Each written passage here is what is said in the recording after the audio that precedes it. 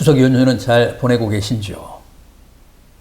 이미 고향을 다녀오신 분도 계실 테고 아직 부모님 댁에 머물고 계신 가정도 있을 텐데 모쪼록 내일까지 이어지는 이 명절 연휴가 안전하고 또 힐링이 되는 복된 시간이 되기를 바라면서 이제 오늘 본문 말씀을 잠시 생각해 보도록 하겠습니다. 오늘 이 본문은 주님의 수많은 비유 가운데서 가장 유명하고 또 가장 아름답고 가장 극적이고 또 가장 감동적인 한 편의 드라마입니다. 또 다 고향을 찾고 부모님을 찾는 추석 같은 명절에 가장 잘 어울리는 말씀이기도 합니다. 여러분들은 오늘 이 말씀의 주인공이 누구라고 생각하십니까? 우리는 흔히 이걸 탕자의 비유라고 해서 집 나간 둘째 아들이 주인공이라고 생각을 합니다만 사실은 탕자가 아니라 탕자의 아버지가 주인공입니다. 이 비유의 초점은 집 나간 둘째 아들이 아니고 오히려 그 아들을 기다리고 또 용서하고 받아준 아버지의 사랑에 맞춰져 있습니다. 17세기 서양 미술사에서 가장 위대한 화가라는 렘브란트의 생애 마지막 작품도 바로 오늘 이 본문을 소재로 한 그림입니다. 그 작품은 지금 러시아의 상트페테르부르크 미술관에 있는데 그 그림 역시도 제목은 돌아온 탕자지만 주인공은 탕자가 아니라 아버지입니다. 돌아온 아들은 그냥 거지 행색으로 시커먼 발바닥을 드러낸 채 무릎을 꿇고 아버지 품에 얼굴을 파묻고 있고 아버지는 사랑과 연민이 가득한 얼굴로 아들을 품에 안고 있는데 보는 사람들마다 신비한 감동을 느끼는 아주 유명한 그림입니다.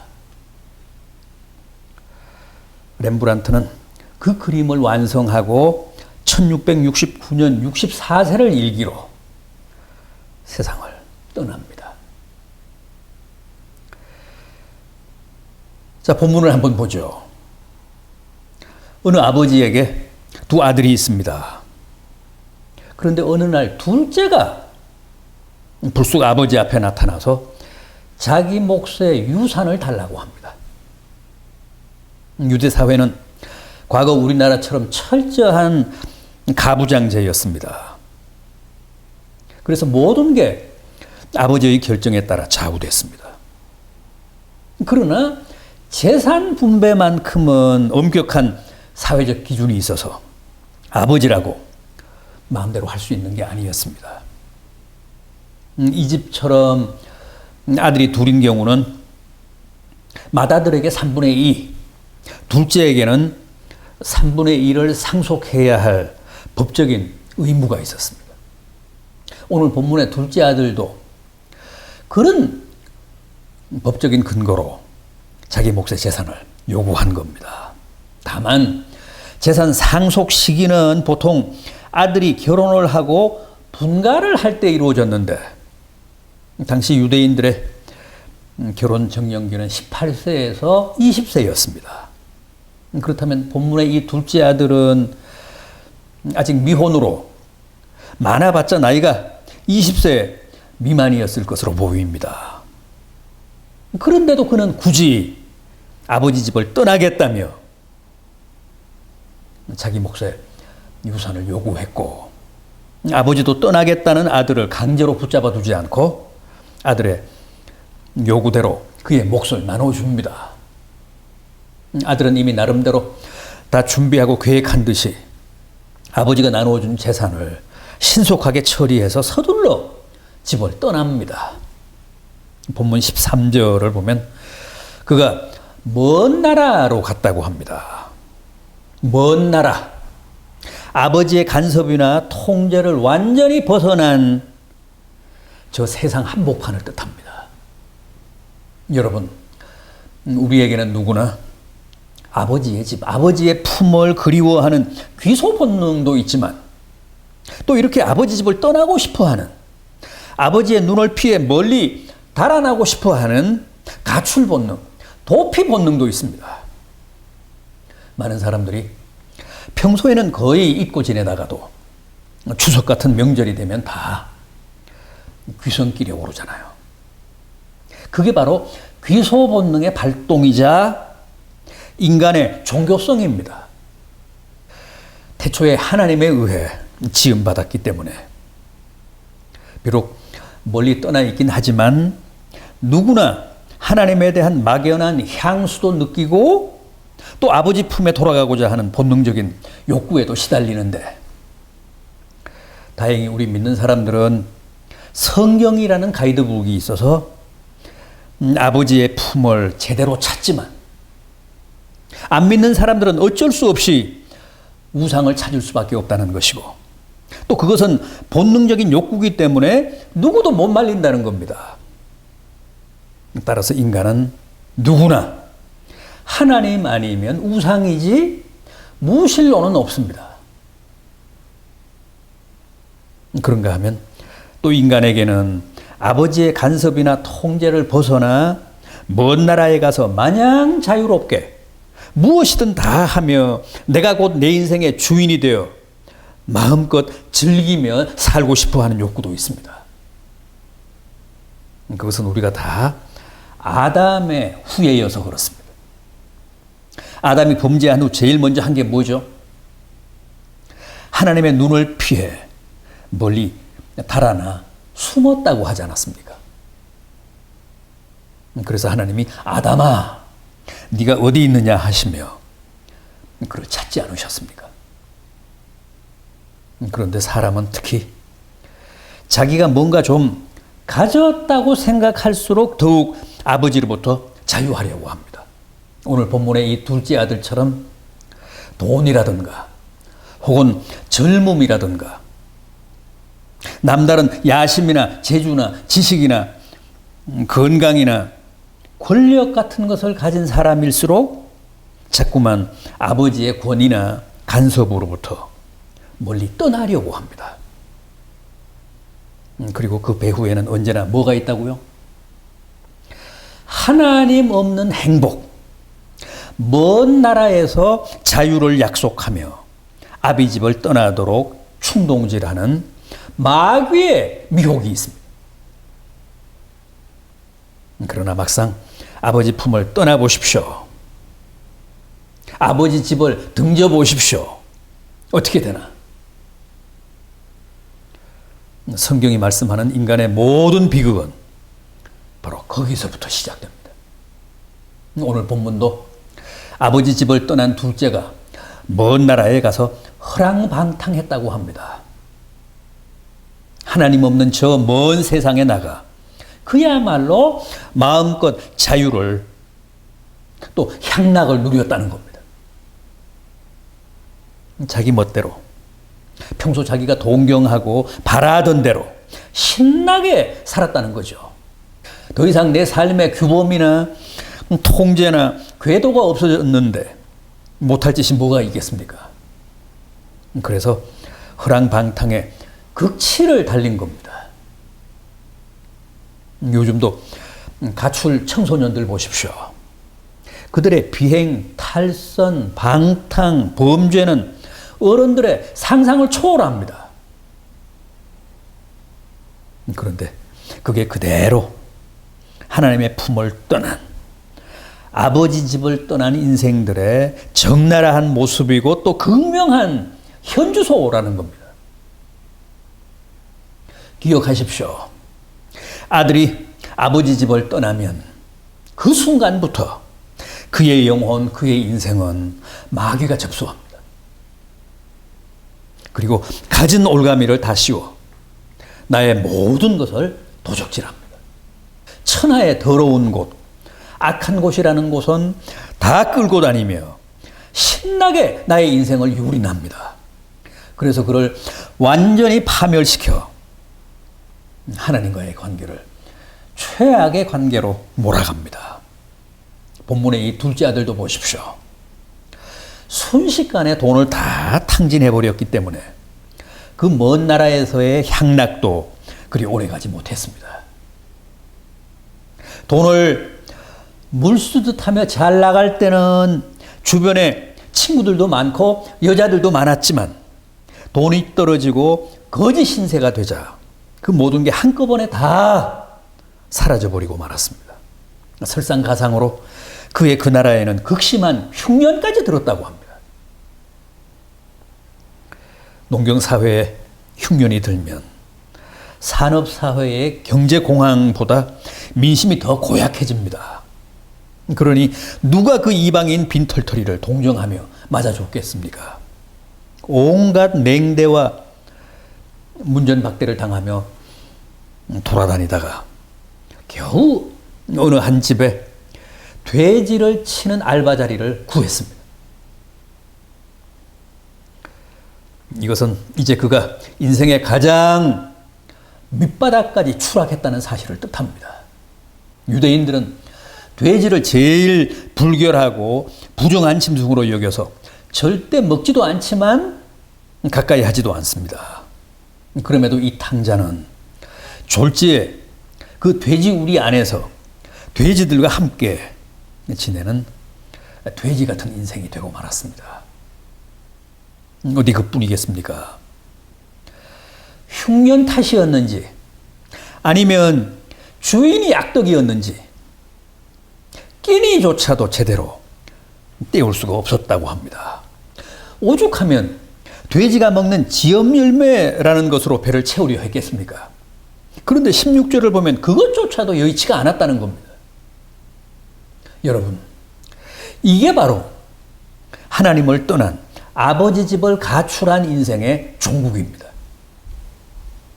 아버지의 간섭과 통제를 벗어나고 아버지 집을 떠나 먼 나라로 달아나면 마음껏 살고 온 세상이 내 것이고 무엇이나 다 하며 마냥 행복할 것 같았지만 보십시오. 몇 개월 혹은 몇 년이 지났는지는 모르겠습니다만 이 세상에서 가장 더럽고 가장 냄새나고 가장 부정한 돼지우리에서 돼지 사료로도 배를 채우지 못하고 굶는 정말 짐승만도 못하고 돼지만도 못한 존재로 전락하지 않았습니까? 그러나 다행히도 이 탕자는 그 인생의 맨 밑바닥에서 막장에서 영영 떠나기로 마음먹었던 아버지 집을 다시 떠올리며 막급한 후회와 회오의 눈물을 흘리기 시작했습니다.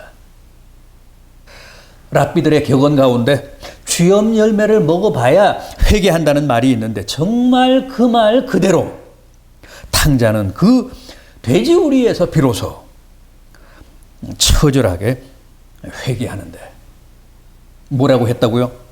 17절입니다. 이에 스스로 돌이켜 이르되 내 아버지에게는 양식이 풍족한 품꾼이 얼마나 많은가. 나는 여기서 줄여 죽는구나. 그러면서 일어나 이제 돌아가리라.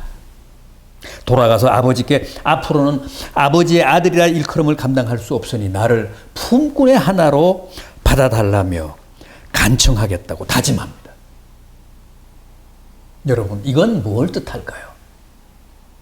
우리는 때로 아버지를 버리고 아버지의 집을 등지고 달아나지만 아버지는 절대 우리를 버리시거나 포기하시지 않는다는 겁니다.